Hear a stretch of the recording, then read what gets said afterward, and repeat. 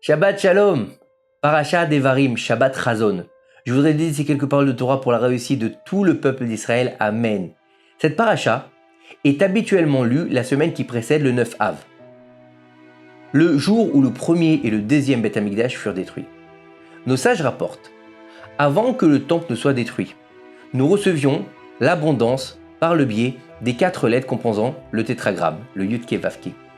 Depuis le jour où le Beth Amikdash a été détruit, le monde doit se contenter de 2 lettres, Yud et He. Le nom sera de nouveau complet quand Amalek sera effacé de la surface de la terre. Tout au long de l'année, il faut être peiné par la destruction du Beth Amikdash. Néanmoins, il y a 11 jours dans l'année où nous pleurons et nous nous lamentons sur la destruction du temple de manière particulière. Ce sont les 9 premiers jours du mois de Av, le 10 du mois de Tevet, ainsi que le 17 Tammuz. Le saint Ben Ishraï écrit « Étant donné qu'il est de notre devoir de réaliser le souhait d'Akadosh Baruch Hu, de rétablir la complétude de son nom et de son trône, nous répondons au Kaddish en disant que son grand nom soit sanctifié. » Quand on parle du grand nom d'Hachem, on parle bien sûr du Yud-Ke Vav-Ke qui est complet. Le Harizal explique lui aussi que le sens de cette proclamation est une référence au verset « Puisque sa main s'attaque au trône d'Hachem, guerre avec Amalek, de par Hachem de génération en génération. » Les forces de la Klippa tentent de se saisir de la première moitié de son nom, les lettres Yud et E, mais elles ne peuvent être soutenues et donc avoir de la vitalité que si elles capturent aussi les 2 dernières lettres.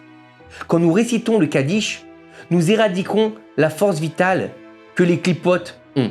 Comment ? En élevant le Vav et le E au niveau du Yud et du E. Leur connexion provoque alors la destruction des Klipot.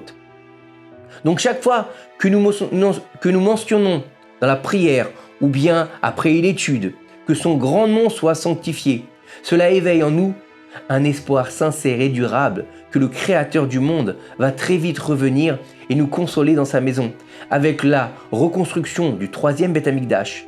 Et son nom alors sera complet. Hachem dominera et il régnera dans toute sa splendeur.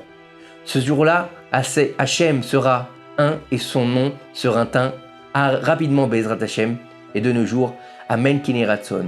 C'est le moment propice à proclamer la grandeur d'Akadosh Baruch Hu, car nous sommes dans ces jours-là-ci, ces jours de la destruction du temple, ces jours de Ben Hametzarim, où le deuil règne pour le peuple d'Israël, le mois de Tammuz et le mois de Av. C'est le moment de reconstruire le Beth Amikdash en diffusant au maximum l'amour gratuit. Ces quelques paroles de Torah nous aident à faire venir le Mashiach. Bimera Be'amnu. Amen Kene Ratzon. À très bientôt.